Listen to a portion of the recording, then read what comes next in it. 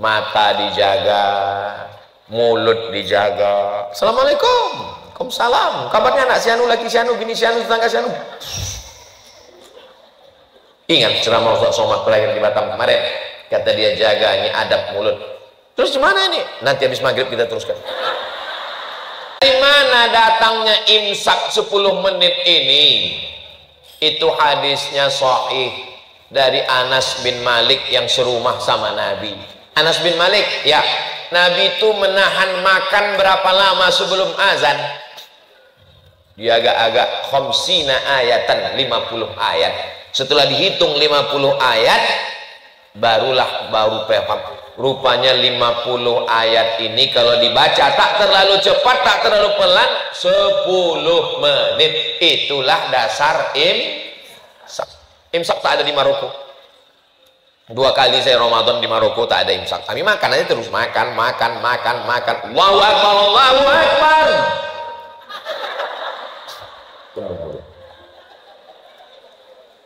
Assalamualaikum Ustaz. Waalaikumsalam. Kalau mulut kita berisi nasi, iya, terdengar azan gimana? Kata Ustaz tuh, selesaikan secepatnya. Batal puasa. Laki-laki tak masuk di situ. Makanya dalam Islam, yang dulu perempuan itu dihina, direndahkan, dijadikan sebagai barang jual beli, diwariskan. Begitu Islam datang, perempuan tak boleh dijual belikan, perempuan tak boleh diwariskan, malah perempuan mendapat harta warisan. Ini ibu-ibu ini dapat harta warisan semua, cuman syaratnya bapak itu meninggal. Tapi Pak Ustaz nggak sama bagiannya. Walakum nisfu ma taraka azwajukum illam yakul lahunna walad. Laki-laki dapat setengah harta, 50% kalau tak ada anak. Fa in kana lahunna waladun falakumur rubu'u. Kalau ada anak, laki-laki dapat 1/4. Walahunna rubu'u illam yakul lakum walad. Perempuan istri dapat 1/4 kalau ada anak. Kalau tak ada anak, fa in kana lakum waladun falahunna sumunu. Tapi kalau ada anak, perempuan 1/8. Tuh buktinya kami dapat sedikit Pak Ustaz. Laki-laki dapat banyak itu bukan kemuliaan. Laki-laki dapat banyak karena tanggung jawab laki-laki lebih besar. Yang menikahkan anak, walinya laki-laki apa perempuan? Laki-laki jadi wali. Yang menanggung belanja nafkah, laki-laki. Yang mengasih mahar, laki-laki. Jadi kalau Islam melebihkan laki-laki, bukan melecehkan perempuan, tapi karena tanggung jawab di pundak laki-laki lebih besar. Sekarang banyak laki-laki yang tak sanggup memikul tanggung jawab, tak sanggup jadi laki-laki, itulah mereka melambai macam perempuan. Dilaknat Allah. La'anallahul mutasyabbihin minar rijal bin nisa. Allah melaknat laki-laki yang menyerupai perempuan. Dulu ada laki-laki berinai. Berinai laki-laki dibawa ke Nabi. Tanya Nabi, kau laki-laki kenapa berinai? Lalu diasingkan. Kalau dulu waktu ada COVID kan diasingkan orang kena COVID kan? Apa namanya? Diisolasi. Ini orang yang begini ini diisolasi. Tempat isolasi COVID kemarin. Tak boleh dia bercampur dengan laki-laki normal. Kenapa? Karena barang busuk mempengaruhi barang yang bagus. Ini ada jeruk 1 busuk, ada jeruk 9 bagus. Dibuat dalam satu tempat, yang jeruk busuk ini jadi bagus atau jeruk sehat ini jadi busuk? Jeruk yang sehat nih jadi. Kenapa? Karena jeruk makan jeruk. Maka orang yang sakit ini mesti diisolasi. Nama tempat isolasinya namanya Naqi. Nama pemakaman tempat jenazah di samping Masjid Nabawi namanya Baqi. Beda titik aja. titik bawah baki, titik atas naki. Tempat kuburan orang meninggal di Madinah baki, tempat isolasi laki-laki melambai naki. Nah, ingat tuh, jangan salah nanti balik dari sini ceramah, bang, laki-laki yang melambai itu ditanam di baki. Ada tempat khusus. Kalau hanya sekedar melambai, dia pakai aksesoris perempuan, diasingkan sampai sehat. Tapi kalau sudah melakukan perbuatan seksual, sudah sampai pada action, hukumannya keras. Man wajadtumuhu ya'malu amala qaumi Lut, kalau tertangkap melakukan perbuat umat Nabi Lut, faqtulul fa'il wal maf'ul, dua-duanya dihukum mati. Mudah-mudahan Allah menyelamatkan dari musibah akhir zaman ini yang disupport oleh dunia internasional. Produk-produk mensupport itu, penerbangan mensupport itu, pesawat dicatnya dengan warna itu, mau mendarat di Qatar. Alhamdulillah pemerintahan Qatar melarang, tak boleh mendarat. Akhirnya airport lain menerima. Ibu tonton berita itu? Yang tak nonton nanti saya share. Begitulah akhir zaman nih. Dulu anak laki-laki takut berkawan sama anak perempuan. Takut saya, Pak Ustaz, anak saya ini dekat sama anak laki-laki. Sekarang sesama anak laki-laki pun kita takut. Mudah-mudahan Allah menjaga anak-anak kita semua, insya Allah. Ini tentang laki-laki dan perempuan. Adapun adab, adab itu sudah jadi bahasa Indonesia. Memanglah kau tak beradab. Adab, sopan santun, tata krama, budi bahasa, etika, moral. Etika, moral, bahasa Inggris. Bahasa Inggrisnya etik, bahasa Inggrisnya Islamic morality, moral. Sedangkan bahasa Arabnya adalah akhlakul karimah. Adab diambil dari kata makdubatun. Makdubatun artinya jamuan makan. Kenapa adab itu disebut jamuan makan? Karena biasanya kita kalau ngajak orang makan pasti beradab. Pak Ustaz, nanti lagi mengundang Ustaz itu makan di rumah, silakan makan. Kan beradab, lemah lembut. Mana ada orang makan. Mana mau kita makan? Oh begitu balik kita langsung. Memang tadi nampak saya enak makanannya, tapi karena cara nyuruhnya gitu pulang saya langsung. Kalian silakan. Yang tak tahu malu silakan makan. Ya malu kucing, tak tahu malu anjing. Harus pakai kita berada. Jadi makna adab itu diambil dari bahasa Arab. Makdubatun artinya sopan santun, tata krama, mengundang makan. Ada di tengahnya itu sambal, ada ikan gulai, ada sotong, ada cumi, ada manisan, ada dessert, ada kolang-kaling, ada macam semua. Dalam Islam ada tata keramanya. Tak boleh kita tangani jauh-jauh. Makanlah apa yang dekat. Kul mimma yalik.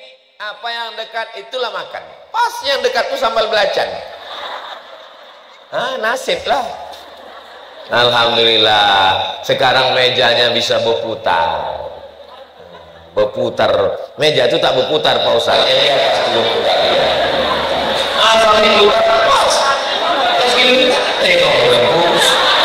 Putar sekali lagi kangkung. Bapak tuh asal udang ke situ, asal cumi pindah ke meja lain. Bapak Ibu yang dimuliakan Allah, itu asal kata adab. Mana yang lebih tinggi ilmu dengan adab? Al adab fauqal ilmi. Lebih tinggi adab daripada ilmu. Ada budak ini pandai, cerdas, otaknya menangkap, ayatnya banyak, hadisnya banyak, hafalannya, tapi tak beradab. Ada yang satu nih hafalannya biasa aja, tapi beradab. Saya lebih mengutamakan orang beradab daripada berilmu. Makanya santri-santri yang mau dikeluarkan, Ustadz ini ada santri, saya tanya kenapa dia dikeluarkan? Karena tak mencapai target hafalan. jangan keluarkan kalau karena hafalan. Mungkin akalnya kurang mampu. Kalau otaknya kurang mampu, kita bawa ke Batam, kasih makan otak-otak.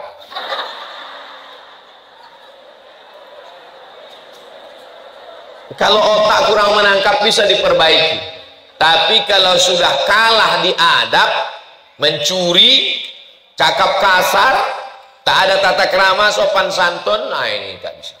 Tak ada tawar menawar, tapi tetap ada SP1 surat peringatan, SP2, SP3, kelas khusus, tak juga mempan, apa boleh buat. Kalau diteruskan dia nanti bisa merusak buah-buah yang bagus, buah kotor nih mesti. Kalau sakit kaki orangnya tak dibunuh, tapi diamputasi. Yang buruk itu aja dipotong. Khuzma soba dakma kadar, ambil yang jernih, buang yang keruh. Nah ini adab-adab mau kita kaji lebih sempit lagi adab. Ini tak beretika ini. Etika itu dibuat manusia. Dan dia untuk waktu tertentu, untuk komunitas tertentu. Sedangkan adab itu umum dan dia datang dari Allah Subhanahu wa ta'ala. Adab di Batam, adab di Mesir, adab di mana-mana sama. Kalau etika untuk komunitas tertentu, untuk waktu tertentu. Contohnya waktu saya naik pesawat kemarin, itu adab orang sangat beretika di pesawat. Silakan datang, kursinya nomor berapa, silakan duduk, itu seatbeltnya belum dipasang. Bapak mau minum apa? Mau minum teh manis apa teh kelat apa teh pahit? Mau teh manis, teh pucuk, teh daun apa teh dahan? Mau teh pucuk, mau dipoci apa airnya panas atau suam-suam kufu atau hangat-hangat sehangat hati aku ke kamu. Mati lah kita. Di pesawat tuh dia sangat ramah, sangat baik. Begitu pesawat mendarat di Hang Nadim Airport, turun ke bawah berjumpa, hidungnya pun tak menyaut. Itu namanya etika, bukan adab. Karena memang begitu diterapkan oleh maskapai penerbangannya. Selama di atas itu memang dia mesti begitulah adab dia. Roknya mesti koyak. Memang udah begitu diatur.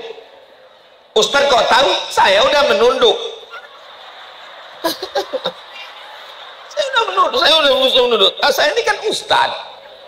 Udah menunduk, berusaha, didekatinya pula. Pas berdiri di depan saya. Apakah Bapak Ibu bersedia untuk mengatakan iya? Katanya. Astagfirullah. Paksa saya bilang iya. Apakah yang duduk di sini bersedia untuk mengatakan iya? Iya, kata saya. Saya tak tahu apa maksud iya. Bapak dan Ibu ini sedang berada di kursi yang paling berbahaya. Kursi emergensi. Kalau nanti terjadi sesuatu, maukah membantu saya membuka pintu ini? Katanya. Kenapalah saya diletakkan di kursi ini? Rupanya kursi emergensi tempat saya itu. Kalau terjadi musibah, akulah mati duluan. Matilah duluan sama bidadari tadi. Apa namanya? Oh, pramuga. Saya tahu, cuma ngetes ibu-ibunya aja. Jadi itu bukan adab. Itu namanya etika. Ada namanya kode etik jurnalistik. Tak boleh menyebut nama orang pakai inisial. Ada namanya kode etik penerbangan di pesawat. Itu bukan adab. Sedangkan adab yang kita bahas ini adalah adab menyeluruh. Mau di airport, mau di pesawat, mau di rumah. Ini adab yang dibawa oleh Nabi Muhammad sallallahu alaihi wasallam. Kita awali dulu dari adab waktu malam bangun sahur. Rahimallahu mra'atan, Allah merahmati seorang perempuan, aiqazat zaujaha, yang membangunkan suaminya. Fa in aba, kalau suaminya itu tak mau bangun, nadaha wajhahu, maka dipercikkannya air ke wajah lakinya itu. Jadi kalau laki itu, jadi nanti balik dari sini ibu beli pistol air atau semprot bunga anggrek. Bukan, ini kadang ada yang salah menerjemahkan hadis nih. Naboha wajahahu, siramkanlah ke wajahnya. Bukan siramkan. Naboha itu artinya percikkan. Bang, wake up my darling. Itu kalau nikahnya bulan Sya'ban kemarin. Tapi kalau udah anak 3, yang satu pula semester 5. Nah, bangun bang, bangun.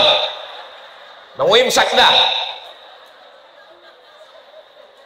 Tapi hadis ini dipotong Ustadz Somad supaya sesuai judul. Pangkal hadisnya itu rahimallahu mara'an aiqadha zaujahu. Beruntunglah orang mendapat rahmat Allah karena suami itu duluan membangunkan istrinya. Jadi aslinya suami itu duluan membangunkan istrinya. Tapi kalau tidak, ibu membangunkan suami, dapat pahala yang sama. Itulah untungnya kalau suaminya sama ngaji, sama ustadznya. Kalau tak sama, nanti begitu dibangunkan, surga kau untuk kau, urus saja surga kau, dan kau urus urusan. Aku mau masuk neraka, mau apa, bukan urusan kau. Surga kau di sini letaknya. Ini penting. Walaupun bapak itu tak datang, tapi saya yakin dia sedang menonton streaming ini. Mungkin dia sedang sibuk, nanti pulang dia akan bisa menonton ulangnya di channel Ustadz Abdul Somad Official. Subscribe, like, share, and comment. Jadi adab seorang istri membangunkan suaminya. Sampai kalau dia susah bangunnya, ada model laki-laki itu susah bangun, payah membedakan antara tidur sama sakaratul maut.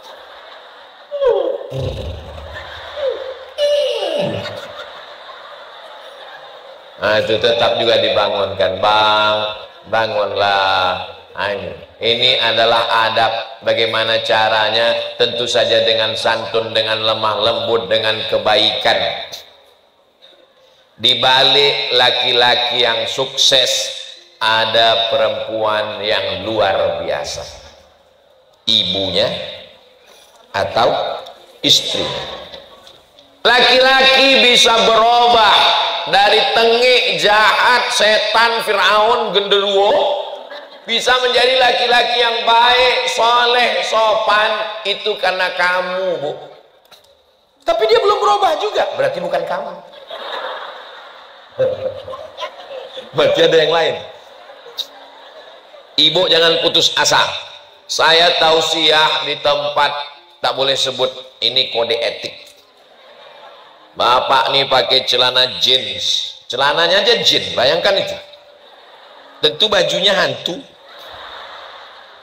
Saya ini orangnya jahat Pak Ustadz, saya ini preman tengik, tak peduli sama Ustadz, tak peduli sama ceramah, saya tak mau tahu itu dengan agama. Yang penting saya dapat duit, yang penting saya senang. Dalam hati saya, ini pasti taubatnya karena tausiah saya. Saya udah tahu endingnya nanti gara-gara ceramah Ustadz lah. Terus gimana ceritanya Bapak taubat? Istri saya Pak Ustadz. Oh, bukan aku. Istri saya Bapak. Istri Bapak ustazah? Enggak Pak Ustadz. Dia perempuan biasa, ibu rumah tangga. Jadi gimana dia membuat Bapak tobat? Pas mau tidur malam dibilangnya, cuman 5 kata aja Pak Ustadz. Nanti kalau abang mati gimana? Terngiang di telinga saya Pak Ustadz. Sampai tengah malam, kalau abang mati gimana? Itulah yang menyebabkan saya tobat Pak Ustadz. Rupanya tak pakai ayat, tak pakai hadis, tak pakai public speaking, tapi karena kalimat itu datangnya dari hati, sampainya ke. Tapi kalau cuma dari mulut, sampainya ke. Itulah di MLM, multi level marketing. Ibu bukan ustazah, ibu bukan muallimah, ibu tak tamat pesantren, ibu perempuan biasa, ibu rumah tangga, tapi hati yang tulus, ikhlas karena Allah Subhanahu wa Ta'ala masuk ke dalam hati. Saya dulu sekolah di Medan. Nama ustadz kami namanya Doktorandus, Ustadz Doktorandus Haji Nizar Syarif, sudah meninggal. Allah maafillahu warhamhu wa'afi. Dia bercerita tentang bagaimana hebatnya perempuan solihah di Madrasah Muallimin Al-Wasliyah, Jalan Sisinga Mangaraja, Simpang Marendang. Saya di situ belajar dari tahun 90 sampai 95. Ada seorang laki-laki, dia mau membunuh bininya. Bagaimana caranya? Dimasukkannya ular berbisa di dalam tempat beras. Dulu menyimpan beras itu di dalam tanah liat, apa namanya itu? Terserahlah, mau gentong, mau guci, tak usah berkelahi gara-gara ini. Kabarnya guci udah jadi tas pula. Dimasukkannya ular berbisa ke dalam, supaya waktu bininya nanti mengambil beras, dipatok ular, tuh, mati. Selesai masalah kan? Kan ini masalah nih, kata dia. Jadi diletakkannya lah ular berbisa di dalam guci tempat beras tadi. Istrinya ini taat betul sama suaminya. Kata suaminya, kau apapun yang kau lakukan, ucapkan bismillah. Dia asal memacak bismillah, mau menggulai bismillah, taat betul bismillah. Termasuklah waktu mau mengambil beras tadi, apa kata dia? Bismillah. Pas mau mengambil beras, terkejut dia. Kenapa? Apa namanya? Hah? Ini kaleng susu. Mau mengambil ini, kenapa pula beras nih besar berat? Dipegangnya, berubah ular berbisa itu jadi emas. Karena, tapi jangan nanti pas baru balik gini-gini kan. Ini kenapa? Kata Ustaz tadi berubah, ini kenapa tak berubah? Saking patuhnya dia berubah jadi emas, terkejut dia. Bang, kata abang kan bismillah, apa bismillah ya? Kenapa ada pula emas, ular emas di dalam? Baru tahu suaminya, rupanya istri ini lebih solehah dari dia, tak jadi mati. Tobat laki-laki setan tadi, gara-gara istri solehah. Adalah perempuan yang 12 malam. Assalamualaikum Ustaz Abdul Somad. Waalaikumsalam. Menangis, bilang salah sambung. Ini memang saya nelpon Pak Ustadz. Ada apa Bu? Suami saya di ruang tamu Pak Ustadz, mohon maaf, beribu maaf, tak layak saya cakapkan. Suami saya di ruang tamu sama WTS Pak Ustadz. Ibu di mana? Saya di kamar di atas sajadah sholat tahajud. Kenapa tak dilemparkan dia pakai periuk belanga biar dia keluar? Kata suami saya, sorga di bawah tapak kaki dia Pak Ustadz. Ini pembodohan. Kalau ada laki model begini, keluarkan semua yang dari dapur itu ke ruang tamu. Batu gilingan, itu yang pertama. Yang dimaksud taat sama suami itu kalau suaminya taat kepada Allah dan kepada Rasulullah. Itu maksudnya taat kepada suami. Innama huwa jannatuki wa naruki. Suamimu itu bisa jadi surgamu, suami itu bisa jadi nerakamu. Kalau kau taat maka kau masuk surga, kalau kau lawan masuk neraka. Suami yang bagaimana? Bukan yang macam kau nih bang. Suami yang taat kepada Allah, yang membawa keluarga ini kepada surga. Baiti jannati. Ini adab yang pertama, membangunkan malam. Mudah-mudahan, saya orangnya tak mendikte. Ibu pernah dibangunkan malam? Ibu pernah diajak tahajud? Saya tak boleh. Saya bukan ustadz yang menjatuhkan harkat, martabat, marwah orang di depan orang banyak. Saya tak pernah merasa menceramahi ibu-ibu. Saya hanya merasa sedang pulang ke rumah, bercerita dengan emak saya, dengan makcik saya, dengan kakak saya, dengan saudari saya. Manasik umroh haji pun begitu. Saya sedang memanasik makcik saya dengan mak saya. Makanya saya tak pernah menyampaikan usolli fardhu zuhri rakaataini qasran majmu'an ilaihil asri jam'an taqdiman ma'muman. 2 meter usollinya. Jadi cuman nih mat, kami mau pergi umroh, niatnya pendek aja makcik, aku sembahyang zuhur 2 rakaat jamak qasar jamak takdim jadi makmum. Tak ada yang lebih pendek dari itu lagi. Pokoknya sembahyang aja udah. Saya tak mau mendikte siapa di antara ibu yang pernah dibangunkan istrinya sejak menikah. Tak usah. Masa lalu apa boleh buat. Tapi untuk Ramadan ini, hai bapak-bapak di rumah, mudah-mudahan kalian termasuk yang membangunkan istrinya untuk bangun malam. Amin. Beruntungnya anak kita, bang, terdengar jam 2 malam, Bismillahirrahmanirrahim, Ar-Rahman. Siapa tuh, bang? Kenapa masjid udah hidup jam 2 malam? Cepat betul ini. Menantu kita sholat tahajud di sebelah. Oh, so sweet. Beruntungnya anak kita. Kita udah nikah 30 tahun, maghrib pun tak pernah berjamaah. Nah ini, jadi yang lalu-lalu belum bagi berubah, mudah-mudahan Ramadan ini ada perubahan. Amin. Kalau ibu dibangunkannya, bersyukurlah, Bu. Kalau ibu tak dibangunkannya, ibu membangunkan dia dengan adab-adabnya. Bangun ya, bang. Tak juga bangun. Bangun, bang. Udah bentar lagi azan. Tak juga bangun, bang. Malaikat maut udah dekat. Tak juga bangun. Bisikkan ke telinganya sebelah kanan. La ilaha illallah. Apanya kau? Itu kan untuk orang sakaratul maut. Sangka abang tak mau mati. Sahur. Mana lebih dulu, tahajud atau makan sahur, Pak Ustadz? Dianjurkan untuk mengakhirkan sahur dan menyegerakan berbuka. Maksud mengakhirkan sahur itu sebelum azan subuh, bukan jam 6 pagi. 6 pagi. Kok kenapa jam 6 pagi? Dianjurkan mengakhirkan sahur. Kulu, makanlah, washrabu, minumlah, hatta yatabayyana lakumul khaytul abyadu minal khaytil aswadi minal fajar, sampai fajar terbit, maksudnya azan subuh. Jadi kalau azan subuh di Batam jam 5 kurang 15, imsak 10 menit sebelum itu 5 kurang 25, maka sebelum itu bersahur. Jadi bangun malam itu apa dulu? Sholat sunat wudhu.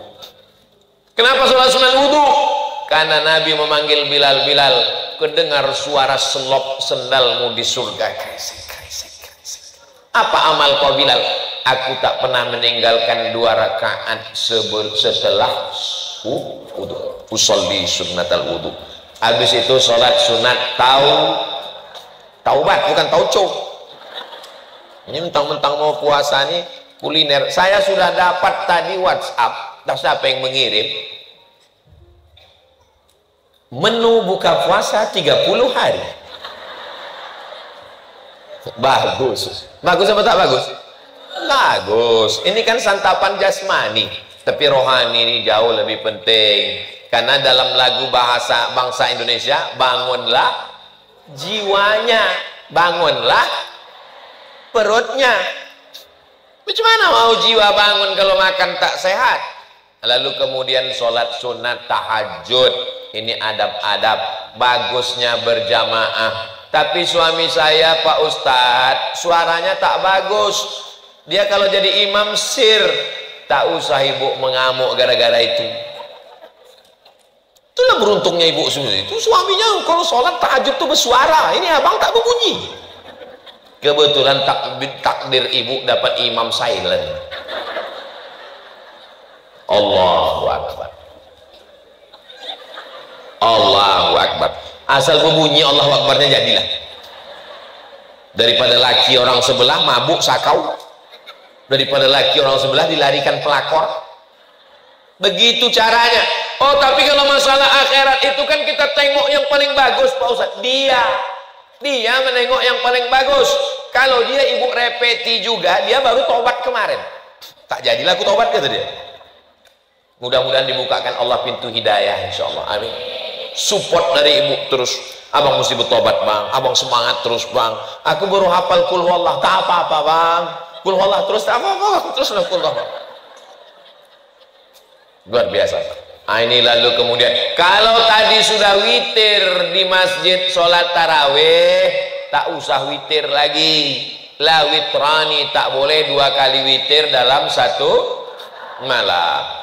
Selesai sholat, Pak Ustadz, suamiku ini kan baru hijrah, kalau aku jadi imam gimana? Tak bisa, tak bisa. Walaupun hebat ibu qori'ah hafizah, tak bisa. Jangan pula bapak tuh, adek majulah, kita emansipasi.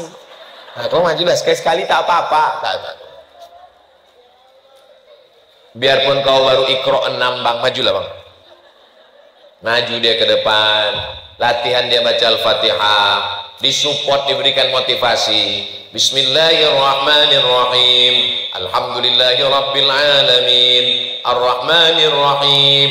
Malik yaumiddin. Iyyaka na'budu wa iyyaka nasta'in. Ihdinas siratal mustaqim. Siratal ladzina an'amta 'alaihim ghairil maghdubi 'alaihim waladdallin.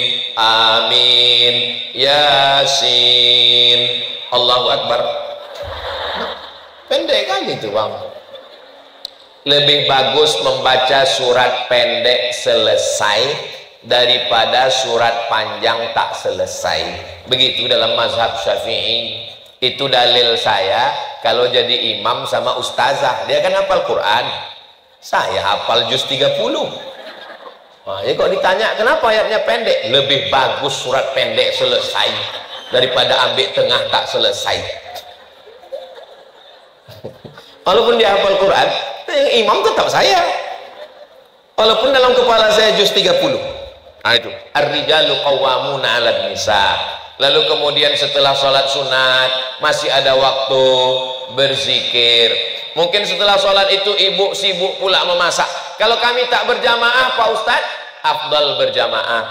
Kalau saya sholat duluan karena saya mau memasak, sekali-sekali tak apa-apa. Kalau bapak itu duluan, kaedahnya berjamaah lebih afdal. Tidak berjamaah tetap melaksanakan sunnah. Menunggu berzikir. Apa zikir yang paling afdal? Afdalu dzikri fa'lam annahu la ilaha illallah. Kalau ibu bisa menengok Quran, tengok Quran. Sedang memasak mana bisa nengok Quran Pak Ustadz? Salawat. Allahumma sholli ala sayyidina Muhammad wa ala ali sayyidina Muhammad. Allahumma sholli ala sayyidina Muhammad. Di dapur boleh berselawat, di WC yang tak boleh berselawat. Membaca doanya pun sebelum masuk lagi kaki kiri. Allahumma inni a'udzubika minal khubuthi wal khaba'ith. Kenapa enak masakan kau ini mah? Apalagi kalau bukan karena solawat, apalagi kalau bukan karena zikir dan doa. Wa idza quri'al qur'anu fastami'u lahu wa ansitu la'allakum turhamun. Dibacakan Quran turun rahmat Allah. Maka yang paling sedang itu jam 3 bangun, sempat bersih mandi, sholat sunat wudhu, sholat sunat taubat, sholat sunat tahajud, sholat sunat hajat, memasak, habis itu makan, menunggu azan subuh agak setengah jam, tempat berzikir, istighfar. Wabil asharihum yastaghfirun. Di waktu sahur yang paling bagus beristighfar. Berapa kali Pak Ustadz? Belilah tasbih. Ustadz kan saya tengok tak ada buat tasbih. Ini ada tasbih. Tasbih. Cantik tasbih Ustadz, warna-warni. Dikasih orang. Kasih orang kemarin di Tanjung Pinang. Bertasbih. Astaghfirullahaladzim, astaghfirullahaladzim, astaghfirullahaladzim, astaghfirullahaladzim, astaghfirullahaladzim, astaghfirullahaladzim. Tetap ada makharijul hurufnya. Jangan karena hanya mau mengejar 100 tak jelas ini.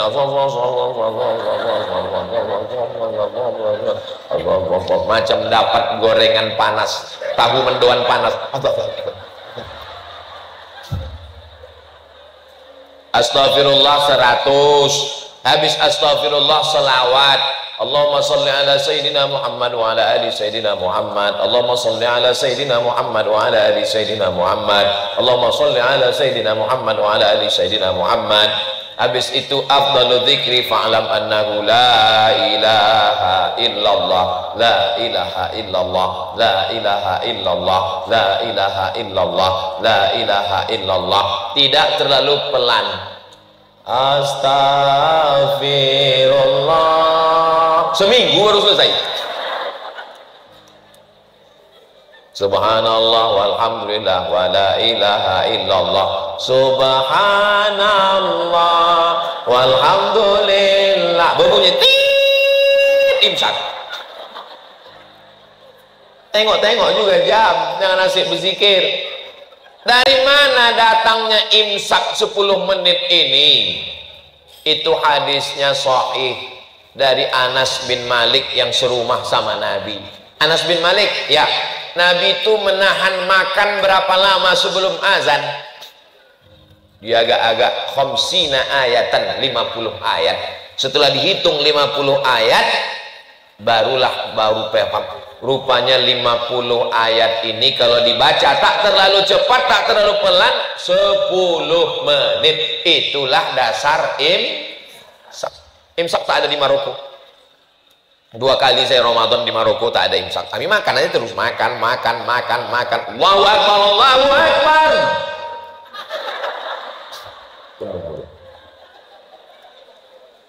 Assalamualaikum Ustaz. Waalaikumsalam. Kalau mulut kita berisi nasi, iya, terdengar azan gimana? Kata Ustaz tuh, selesaikan secepatnya. Batal puasa. Orang yang menelan ketika azan sudah berkumandang, batal puasanya. Tapi pastikan itu azan Dumai, azan Batam, azan Pekanbaru, azan kota kita, bukan azan Jakarta, azan handphone. Memang asli azan. Tapi ada ustadz yang mengatakan kalau mulut berisi air, berisi makanan, semua kemandang azan, telan aja. Itu ceritanya panjang. Ceritanya begini. Zaman dulu, orang itu azan sebelum masuk waktu. Masuk waktunya pas pada kalimat hayya 'alas shalah. Allahu Akbar, Allahu Akbar. Belum masuk waktu. Dia agak-agak masuknya waktu pas hayya 'alas shalah. Hayya 'alas shalah, baru masuk waktu. Itulah maka ada ulama yang mengatakan kalau kau dengar Allahu Akbar, telanlah karena belum masuk. Tapi sekarang di Batam, di Jakarta, di Pekanbaru, di Kuala Lumpur, di Johor, semua muazin mengumandangkan itu setelah masuk. Jangan telan. Kalau ditelan batal puasa. Kalau tetelan Pak Ustaz, ini menanya apa menawar? Maka paling bagus imsak. Imsak itu adab bagus. Kenapa? Kalau sudah terdengar suara sirine, gosok gigi, berhenti makan, berzikir istighfar, tidak akan ada was-was. Setan berbisik, puasa kau batal, puasa kau batal, puasa kau batal. Aku tak ada makan. Memang kau tak makan, tapi daging tersangkut tadi kau senggol-senggol.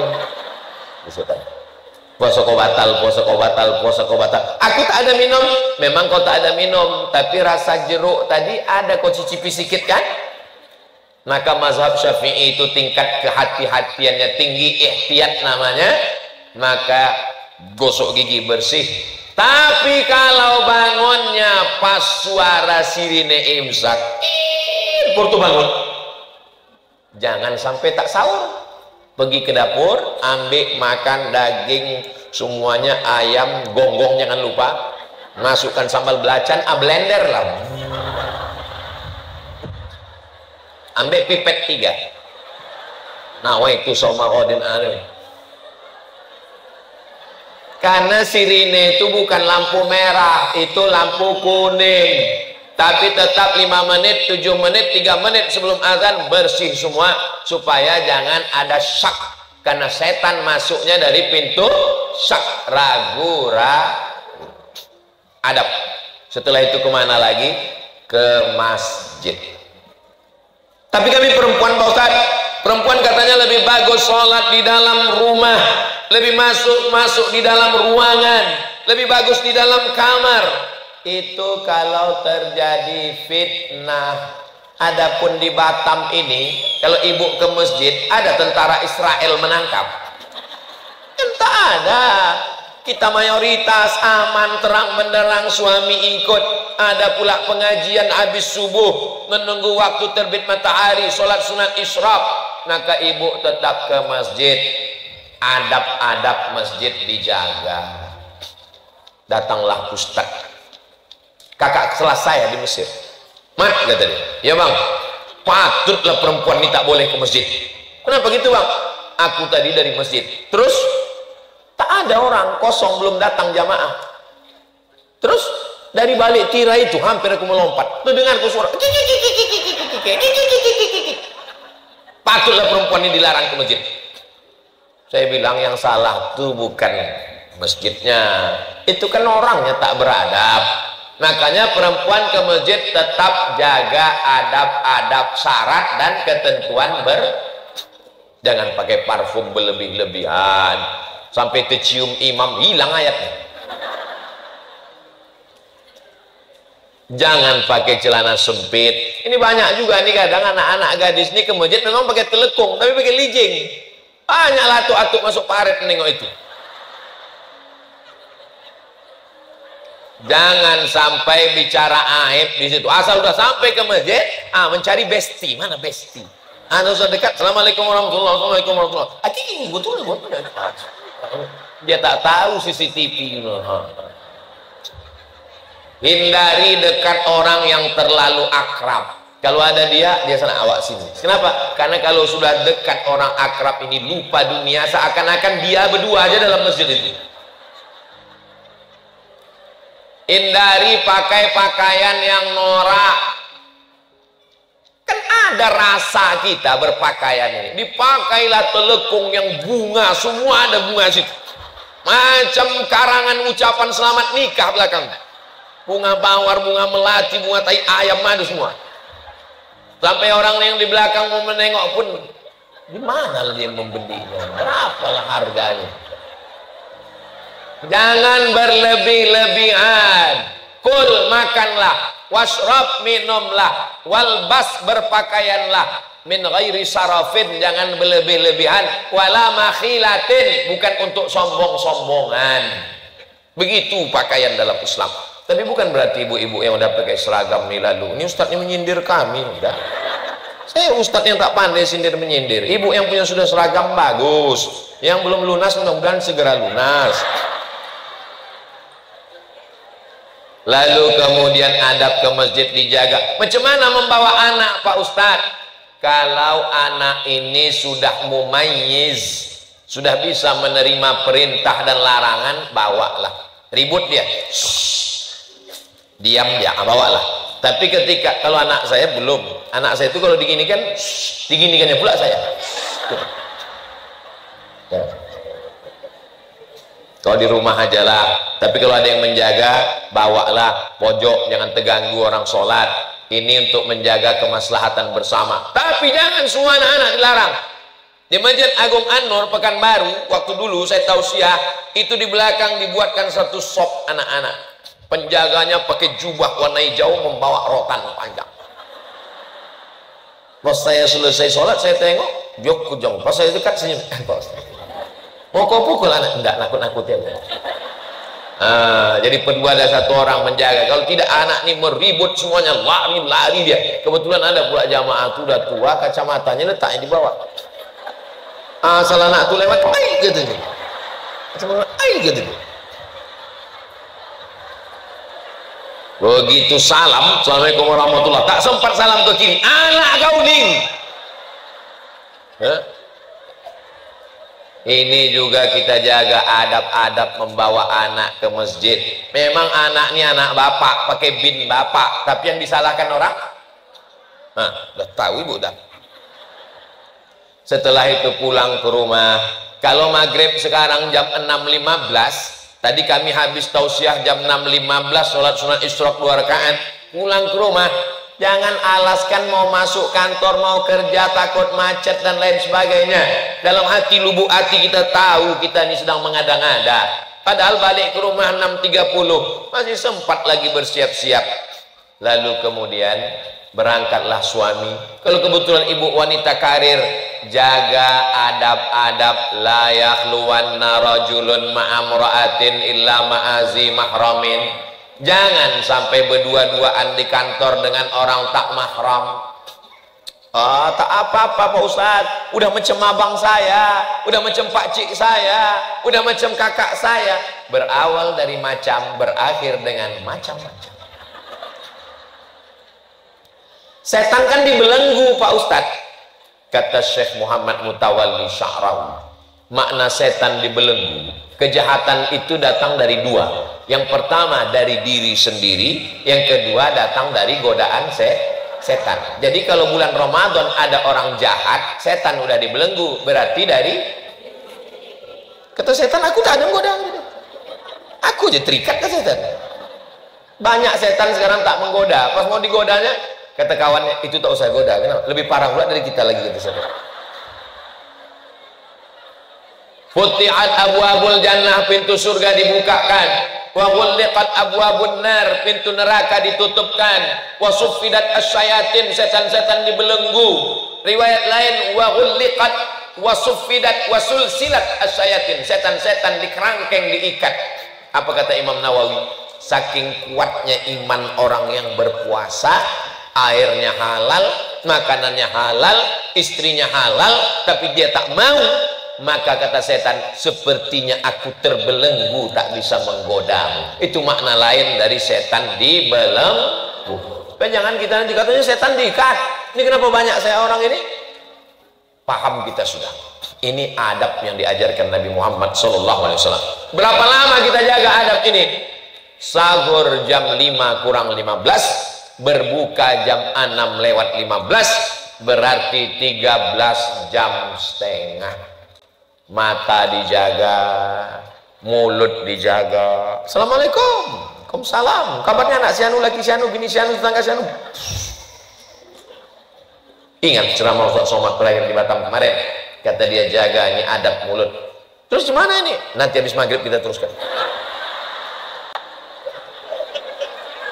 Puasa ini bukan bulan menumpuk amal. Puasa ini bukan bulan menyiksa diri. Puasa ini adalah bulan melatih, membiasakan. Allah bisa karena telinga, dengarkanlah MP3 Al-Quran,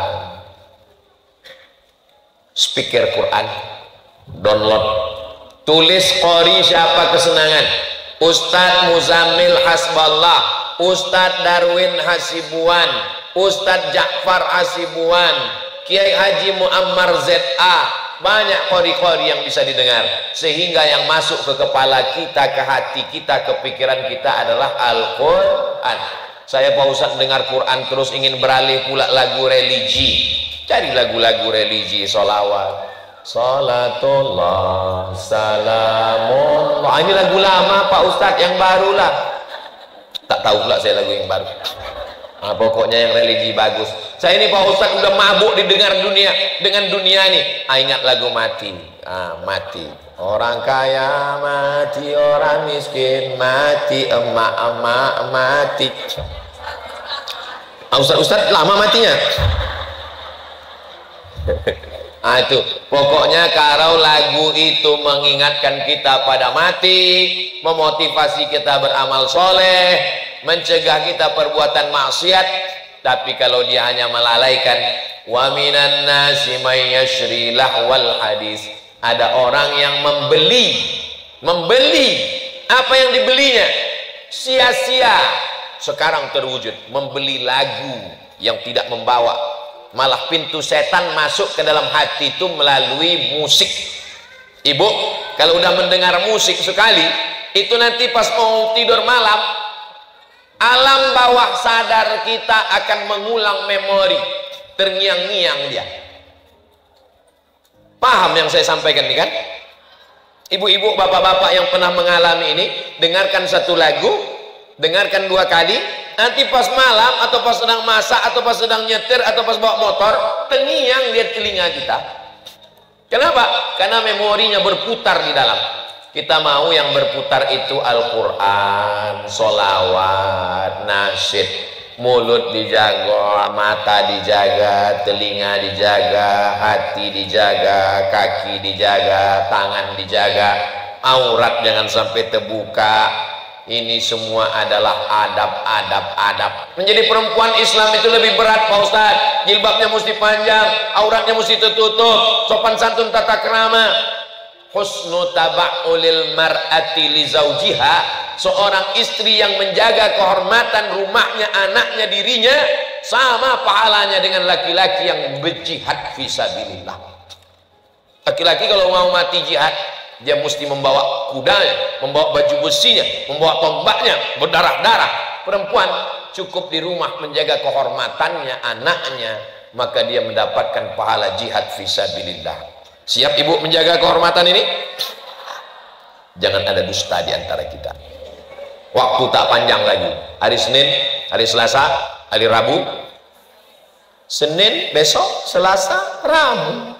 Hari Rabu melihat anak bulan. Kalau Rabu sore muncul anak bulan, berarti Kamis puasa. Rabu sore tak nampak anak bulan, hari Kamis berarti 30 Sya'ban, berarti 1 Ramadannya hari Jumat. Jadi Ustadz, saya masih menunggu bulan. Judul lagunya biarkan bulan bicara. Kalau bulannya bulat, itu namanya badar. Tala'al badru alaina, badar. Tapi kalau bulannya tipis, itu namanya hilal. Jadi yang ditengok petang Rabu itu adalah hilal. Makanya kalau ada suami ibu yang namanya hilal, kalau bisa Rabu itu jangan keluar. Karena dia sedang diintip-intip orang se-Indonesia ini mencari hilal. Lalu kemudian 30 menit menjelang azan maghrib berkumandang, jangan lagi keluar rumah. Lis-shaimi far'atani, orang yang berpuasa itu 2 kebahagiaannya. Yang pertama, farhatun inda fitrih, bahagia menjelang berbuka. Berbuka itu bahagianya bukan karena cendol, karena dessert, bukan. Berbahagia karena di situ waktu doa mustajab. Ini sekarang kalau udah jam 5.30, jam 6 sore, jalan-jalan macet. Saya tak tahu apakah itu di Pekanbaru aja atau sampai ke Batam begitu. Lebih parah. Makanya mestinya duduk di rumah. Oh, ibu sedang memasak, menyiapkan. Oke, ibu siapkan. Tapi bapak duduk di situ sama anak, buka Quran, mengaji, dapat agak 2 lembar, alhamdulillah. Habis subuh 2 lembar, habis zuhur 2 lembar, habis asar 2 lembar, habis maghrib 2 lembar, habis isya 2 lembar. Habis maghrib kan takut lambat nanti isya. Sebelum berbuka tuh habiskan 2 lembar. Ah, kau sini ngaji. Udah juz berapa? 3 ya. Juz 3 masih kecil, udah juz 3. Iqra 3 ya. Itu betul. Kalau Iqra ayah bisa, kalau ngaji ini mak kau nanti. Ini duduk bersama. Waktu yang mustajab maghrib. Ini sekarang banyak orang demi berbuka bersama sampai tak sholat. Apa ini? Ini perbuatan tidak diridhoi Allah SWT. Bukber. Alumni SD, alumni SMP, alumni SMA, sampai persatuan paguyuban, persatuan tetangga, 10 hari tak sholat maghrib gara-gara berbuka bersama. Bukan ajaran, bukan adab Islam. Tak datang dari mana ini? Sampai di situ ketawa cekikikan, ketemu teman SD. Kau dulu yang iya, kita kan laki kau mana? Itu yang kurus kering itu.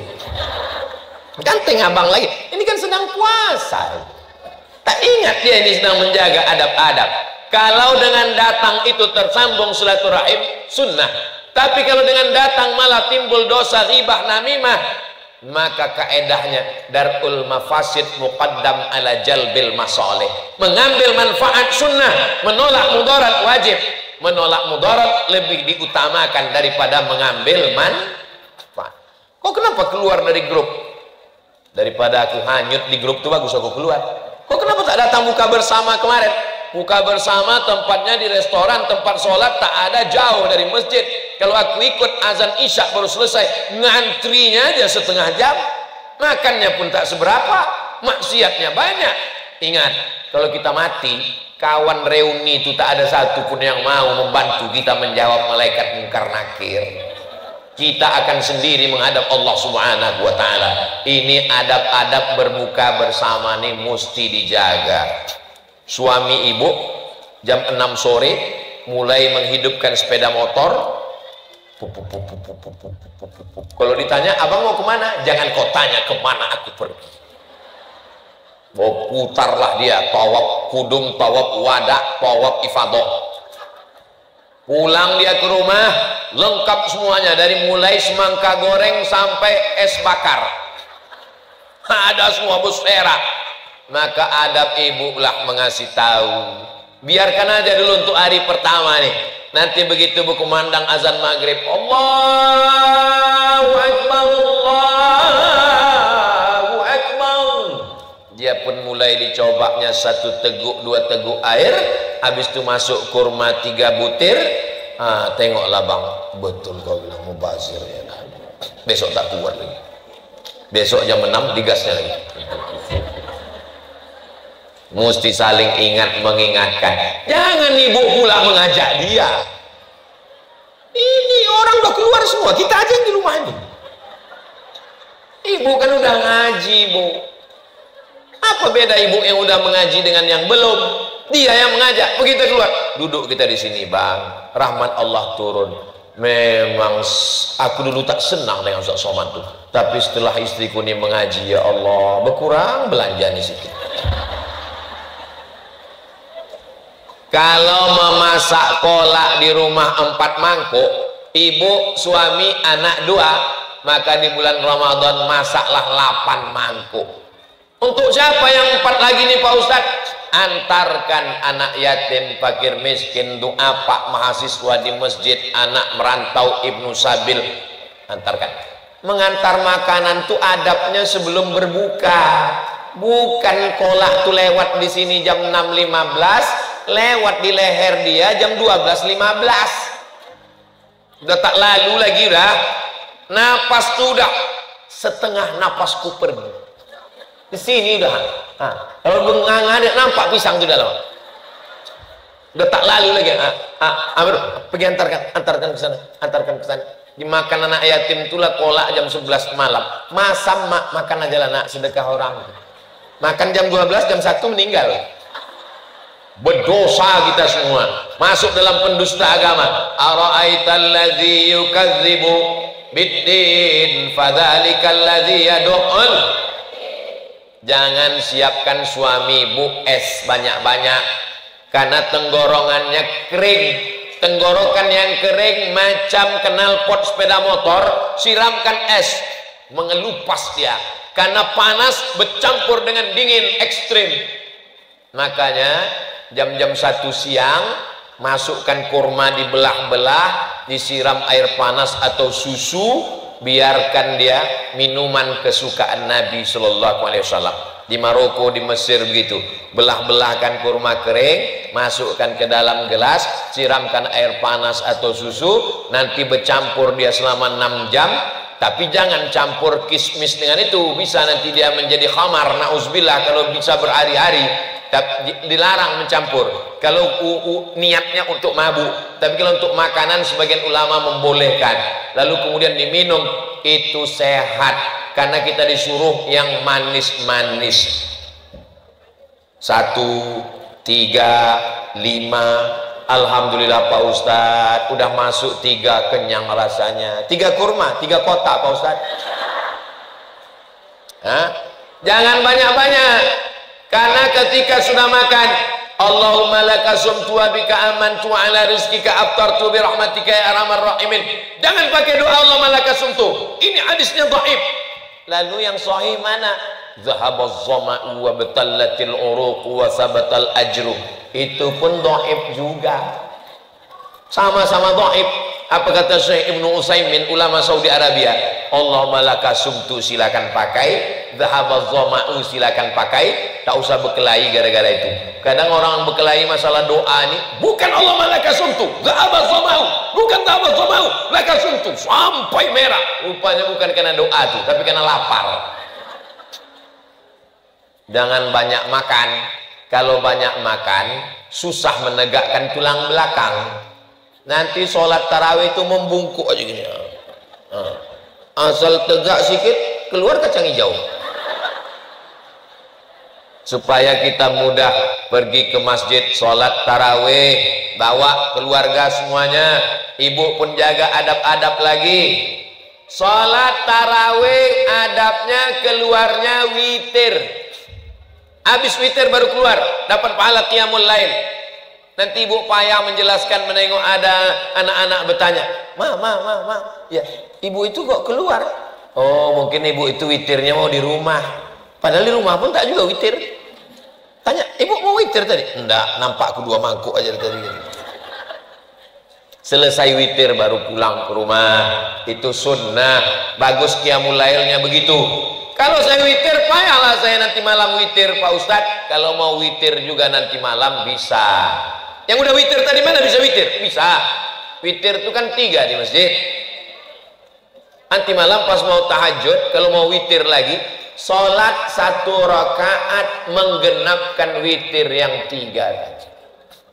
Kalau udah witir 1, pulang ke rumah tidur, bangun malam, sholat 1 rakaat menggenapkan yang witir tadi, maka witirnya jadi berapa?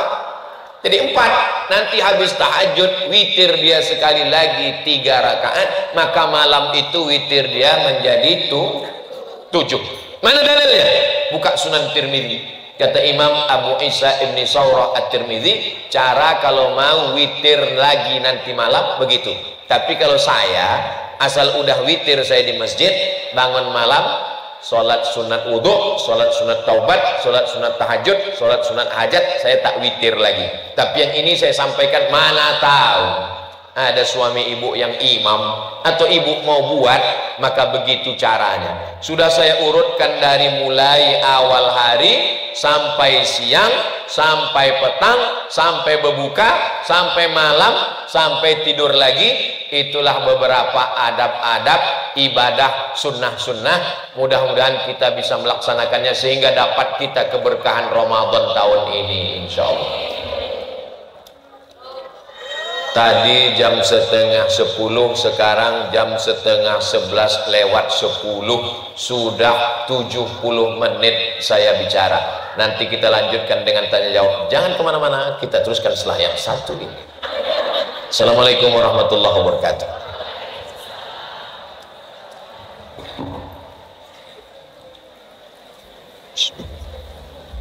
Alhamdulillah, terima kasih guru kita Ustaz Basisma dan teman-teman semuanya di kesempatan kali ini. Baik, untuk pertanyaan sebelum disiapkan baiknya satu di sini siapa? Satu ya, satu. Tengah yang oke, yang bermasker ya. Dari bawah sini yang biru, ibu ya. Oke, siapa ya? Dari Malaysia. Oke, baik. Saya ulang tadi yang pertama sebelah sini kan. Silakan pegang dulu aja. Dan silakan tim untuk donasi silakan bergerak. Bisa jadi teman-teman. Silakan untuk tim donasi silakan bergerak. Satu kita selawat oleh tim Hadron dan Ustaz segera kita.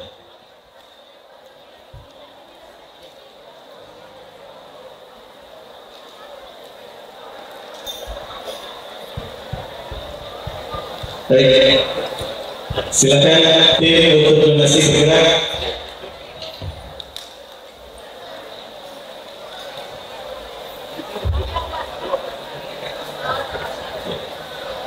Dan insya Allah ini kita donasikan untuk saudara kita yang kemarin informasinya sedang sakit, salah seorang tidak datang.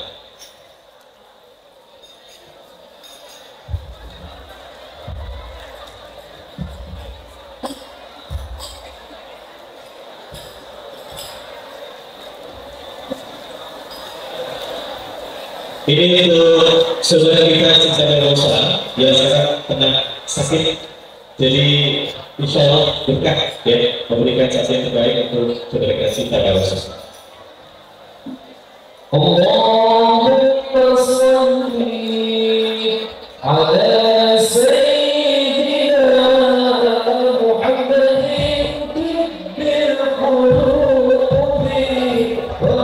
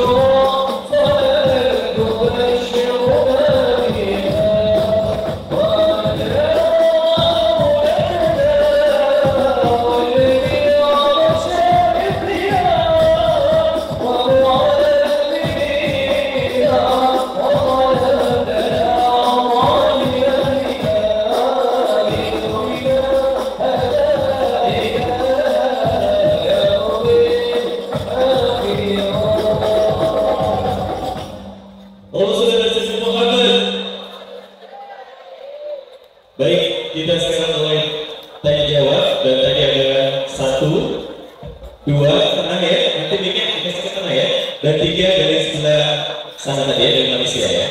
Baik, kita mulai untuk pertanyaan pertama. Namun sebelumnya kami akan kembali tenangkan dulu, kita akan dengan pertanyaan. Dan acara kali ini diadakan oleh Muslimah Sahabat Luas Batam dan juga didukung oleh Dik Radioku dan juga Al-Baja Muslimah Batam dan juga oleh Bonek internet yang luar biasa untuk ada di rumah. Kami silakan untuk pertanyaan pertama.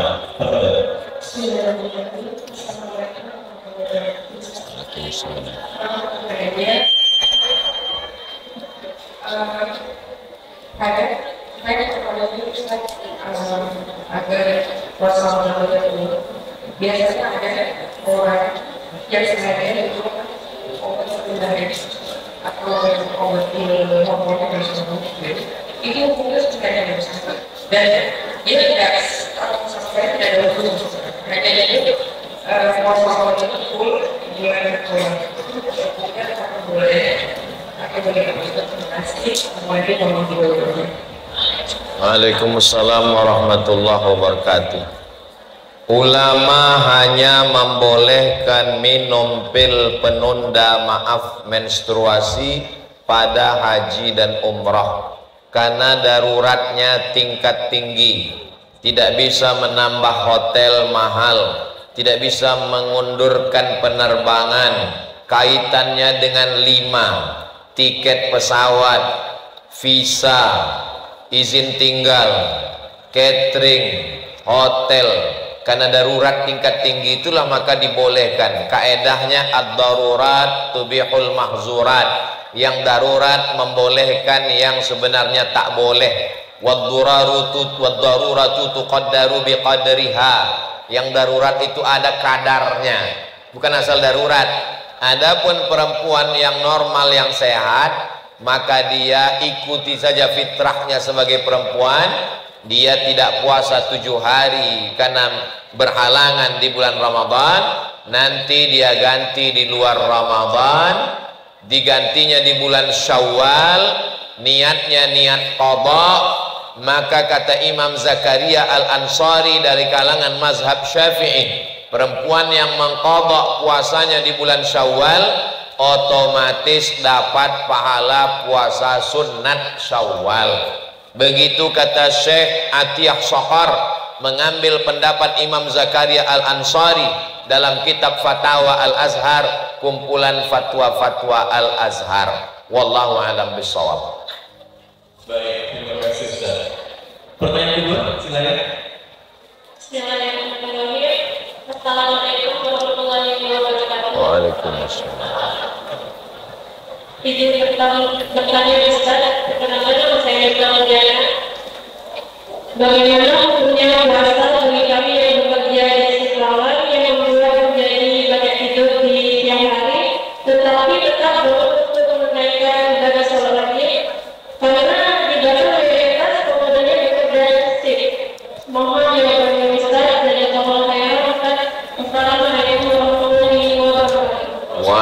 Waalaikumsalam. Bulan puasa bukan bulan mengurangi aktivitas. Orang yang biasa masuk kantor jam 8, keluar jam 4 sore, pulang sampai rumah jam 5, berangkat jam 7 pagi, tidak berubah aktivitasnya. Karena bulan puasa bukan bulan santai tidur-tiduran. Kalau kita baca sejarah Islam, Perang Badar 150 km dari Madinah, naik onta, naik kuda, terjadi pada tanggal 17 Ramadan, hari Jumat tahun kedua Hijrah. Pembebasan kota Makkah 8 hari 8 malam naik kuda, naik unta, itu terjadi pada bulan suci Ramadan. Pasukan Tariq bin Ziyad menyeberang dari Maghribi ke Andalusia Spanyol, itu terjadi pada bulan suci Ramadan. Pasukan Mesir mengusir tentara Israel dari dataran Sinai, itu terjadi pada 10 Ramadan. Maka dibangun kota namanya Ashir min Ramadan. Republik Indonesia merdeka 17 Agustus 1945, jatuh pada bulan suci Ramadan. Jadi tidak berkurang aktivitas. Adapun saudara kita yang kerja di waktu malam, security, perawat shift malam, dokter kerja malam, penjaga yang ada di mal dan di perusahaan, jaga malam dia, lalu pulang dia ke rumah habis makan sahur, habis sholat subuh, tidur dia, zuhur dia bangun sholat zuhur, tidur lagi, habis itu dia bangun sholat asar, tidur lagi, habis itu dia bangun sholat maghrib. Puasanya sah karena tidur tidak membatalkan puasa. Pahami jawaban saya dengan baik. Jelas? Wallahu a'lam bishawab. Baik, Masya Allah. Terima kasih Ustaz. Baik, dari manisnya silakan. Silakan. Assalamualaikum warahmatullahi wabarakatuh. Saya daripada Jogja Lalu, saya di Timur Tengah. Saya tanya, seandainya orang-orang muda itu daripada dia remaja, dia akan bagi puasa itu rumah-rumahnya bagi gangguan dia kan. Jadi apabila dia remaja, dewasa, remaja, dia tentu menjalani ibadah puasa ini. Kemudian anak-anak sekarang kepada diri juga, bagaimana dia nak ingatkan puasa-puasa dia yang lalu untuk dia nak mengkodok dalam perjalanan dia. Kemudian apabila dia melahirkan anak, ada kata jadi seandainya dia tidak berpuasa, dia menyusahkan anak, dia bimbangkan anak-anaknya dan tidak mengenal apa, dan itu perkara besar. Hukumnya itu. Terima kasih. Akil balik perempuan biasa umur 9 tahun. Umur 9 tahun. Sekarang nih umur dia 49 tahun. Maknanya 40 tahun dia puasa, tentulah dia ingat sikit-sikit. Awak dulu ada puasa? Adalah puasa pangkal, tengah, ujung. Jadi kalau 1 tahun dia puasa hanya 5 hari, maka dia tak puasa 25 hari. 10 tahun berarti 250 hari. Macam mana mengqadaknya? Dia agak-agakkan lebih sikit. Sebab kalau dia agak kurangnya macam mana dia nak bayar ganti? Jadi kalau berlebih, lebihnya itu bernilai sebagai puasa sunat. Perempuan yang istiqamah puasa Isnin Khamis selama 10 bulan, maka dia berpuasa 80 hari. Isnin Khamis, Isnin Khamis, Isnin Khamis, Isnin Khamis, 80 hari. Kalau dia tambah 11 bulan, 88 hari. Dia tambah 2 hari lagi, maka dalam setahun dia sudah mengganti 90 hari. Oh, beratnya. Almarhumah emak saya umur meninggal 71 tahun. Hari Isnin lepas makan sahur, sebab dia tak tinggal puasa Isnin Khamis. Saya bagi tahu, masa mak mengandung saya dulu berapa hari mak tak puasa? 30 hari. Masa menyusukan tahun pertama berapa kali tak puasa? 30 hari. Masa menyusukan tahun kedua berapa hari tak puasa? 30 hari. Jadi untuk satu anak ni saya, dia qada setahun. Saya bagi tahu itu, dia tak berhenti terus puasa sunat. Kenapa mak tak berhenti? Setahun kan dah habis. Sebab mungkin masa aku gadis dulu ada yang tertinggal, maka dia qada menurut perkiraan dia. Lebih dia hitung-hitung, dia kira, sebab dia berpuasa tu lebih 10 tahun Isnin Khamis. Selama saya serumah, balik dari Maghribi tahun 2008, meninggal 2019, dia terus puasa sunat tak tinggal, yakin lebih daripada utang. Maka yang lebih itu terhitung kira sebagai puasa sunat.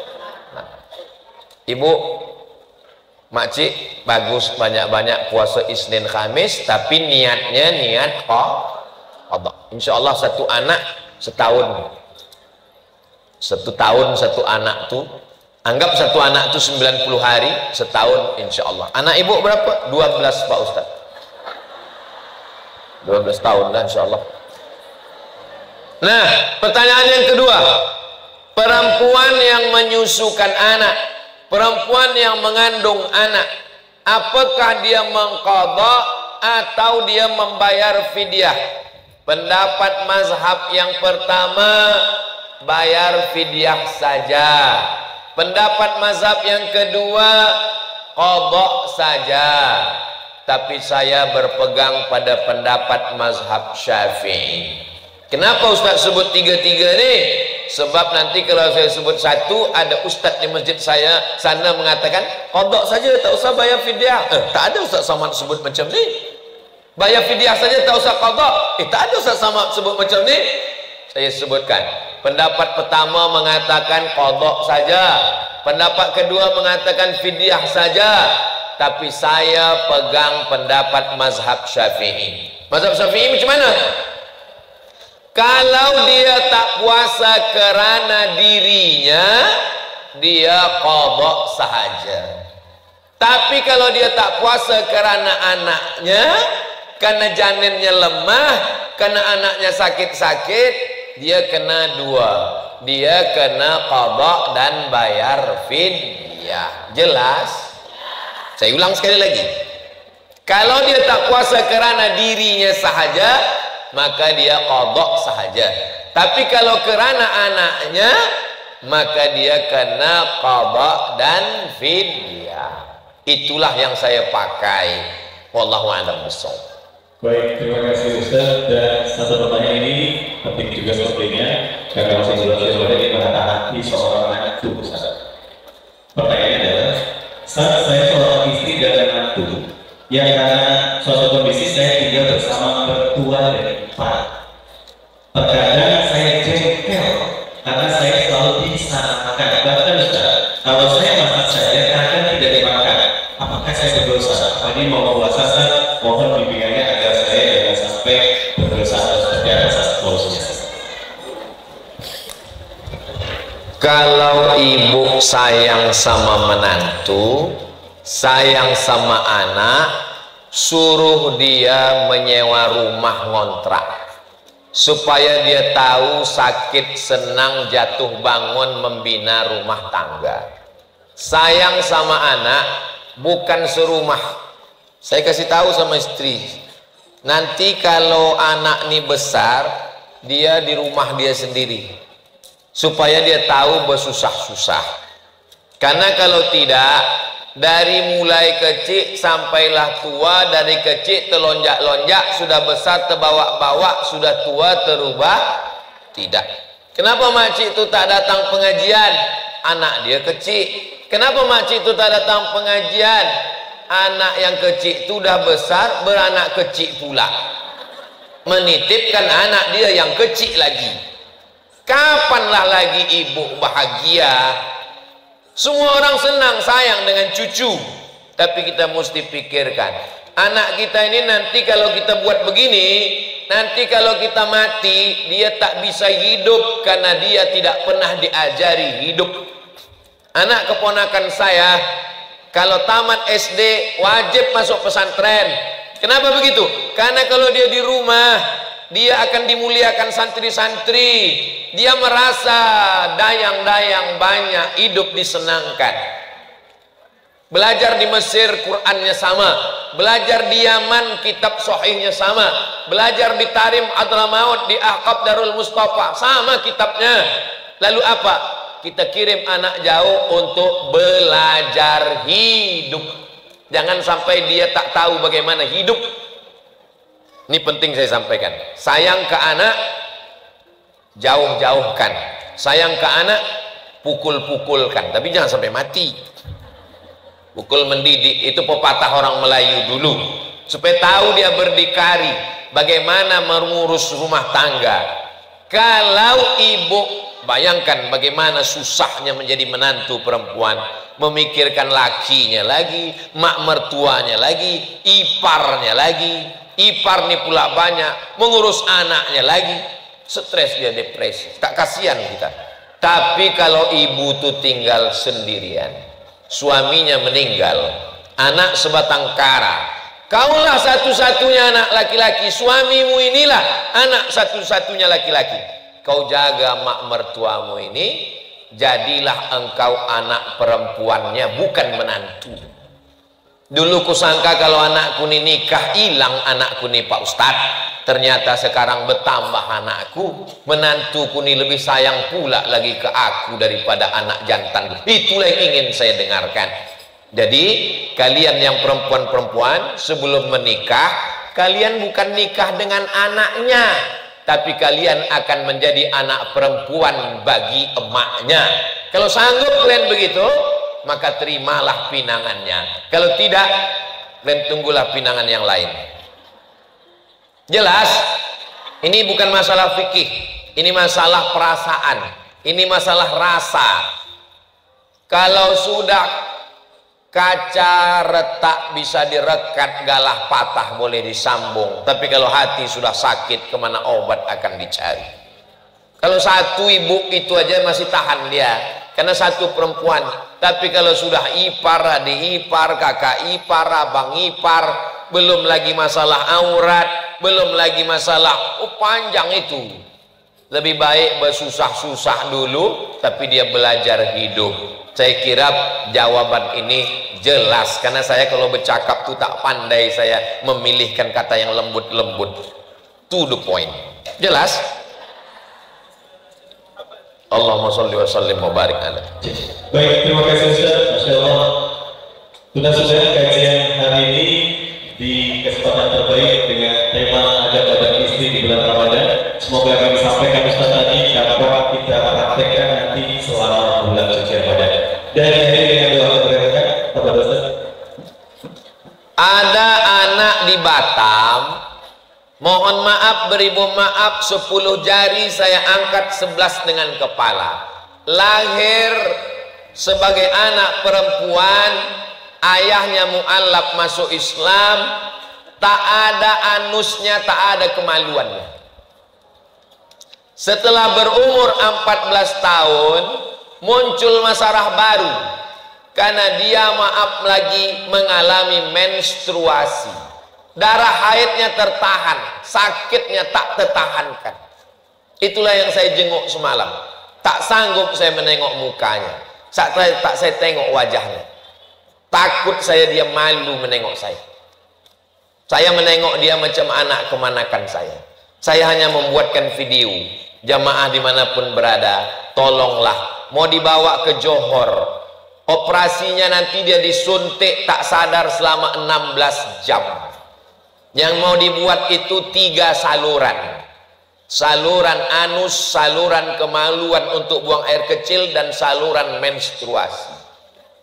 Doakan dia, kirimkan duit supaya kuat hatinya. Kirimkan, bacakan Al-Fatihah supaya Allah Ta'ala menolong. Kalau ada rasa kasih sayang kita, maka bantulah. Bisa mengirim duit, kasih duit. Tak sanggup kasih duit, kirim doa. Karena dia adalah anak kemanakan kita, saudara kita. Saya tak membuat video menampilkan wajahnya. Saya bilang ke Ustaz Andri, tutup tirai ini, tak usah nampakkan, malu nanti dia, malu keluarganya. Mudah-mudahan Allah melembutkan hati kita semua. Saudara-saudara kita yang tak dapat saya sebutkan namanya satu persatu, muslimin muslimat, abang adik kakak makcik pakcik ayah emak yang masih hidup, mudah-mudahan disehatkan Allah. Yang sudah meninggal dunia diberikan ampunan, ditempatkan di tempat yang baik-baik. Keluarga kita diberi Allah sakinah mawaddah warahmah. Anak-anak kita soleh dan solehah. Hati kita dibimbing Allah untuk senantiasa baik, istiqomah dalam amal soleh. Al-hazihin niyah, untuk niat yang baik ni. Al-Fatihah. A'udzubillahi minasyaitonir rajim. Bismillahirrahmanirrahim. Alhamdulillahi rabbil alamin. Ar-Rahmanir Rahim. Maliki yaumiddin. Iyyaka na'budu wa iyyaka nasta'in. Ihdinas siratal mustaqim. Siratal ladzina an'amta 'alaihim ghairil maghdubi 'alaihim waladdallin. Amin.